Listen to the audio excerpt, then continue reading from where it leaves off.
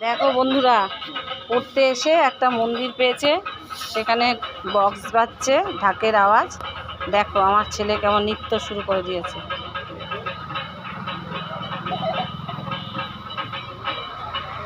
তোমরা আওয়াজটা শুনতে পাচ্ছ? ঢাক বাজার আওয়াজটা। দাঁড়াও, এখন বন্ধ। এই যে এই মন্দিরটার এখানে এসছে, দেখো, জয় মা কালী। আর আমার ছেলে ঢাকের আওয়াজে খেপে উঠেছে, ও নৃত্য শুরু করে দিয়েছে। আর বাজাবি না, বকবে এরপরে। দেখো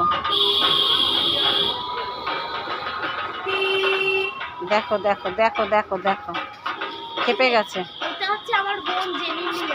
বনু নাচছে না, দাদা নেচে একদম মাথা খারাপ করে দিচ্ছে।